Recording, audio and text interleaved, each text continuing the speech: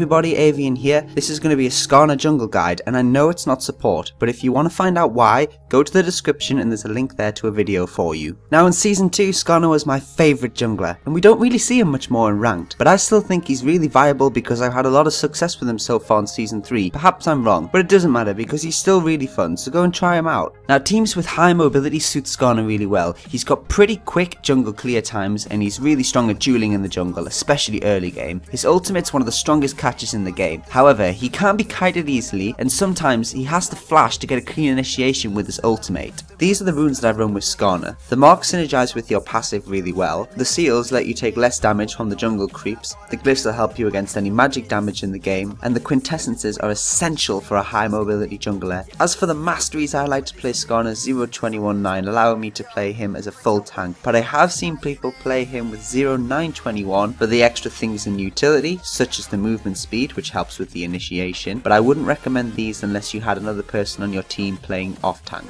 Now for Skarner's skill order, you want to max Q first because you get faster clears and more slows, making your ganks pre-6 pretty damn good. Then you want to max W because it's a shield that grants attack speed and movement speed, allowing you to gank quicker, get faster cooldowns and obviously do more damage. And then you want to max E last because it's not really useful until team fights when you can proc it on more than one target. Take a point in R whenever you can. I'd recommend that you start Hunter's Machete and 5 health potions for the faster clear and sustainability. Then you want to upgrade to your Spirit Stone because you'll be using this later to get tenacity from Spirit of the Ancient Golem, and take boots whichever you prefer. If you need more armor, take Ninja Tabby. If you want to gank more, take boots and mobility. You're always welcome to swap the mobility boots for Ninja Tabby at late game as well if you need to. Your final item build should look something like this, but there's nothing wrong with other choices that aren't included here. Make sure that you pick up Shirelius if your support doesn't, and if you need any extra magic resistance, perhaps try a Wit's End or something. So I know we all jungle differently, but what I do with Skarner is I get my team to guard all of the jungle entrances, and I want to start blue,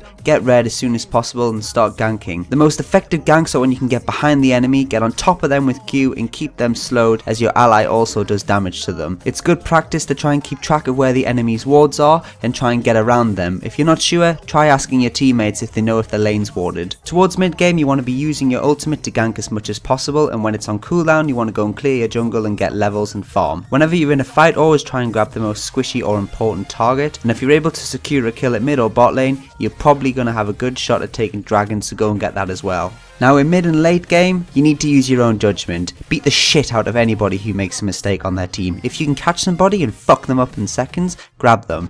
On the other hand, if you can get one of their carries from the side, go in there and pull them to the front of your team and punch them in the face. Just grab whoever you think's best. Perhaps if you're a Baron, grab the enemy jungler as he's trying to outsmite you with his stupid fingers. Or if you fancy trolling, perhaps pull an enemy who can instantly kill your AD carry right on top of him. But in all seriousness, what you can do with Skarner in team fights is two things.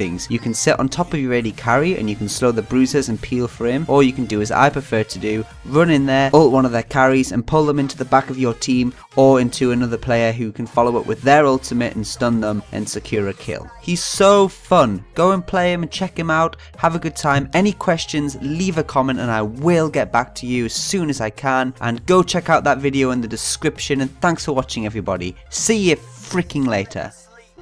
I'll die if I wait, but I'm already dead. How much more can I take, nightmare?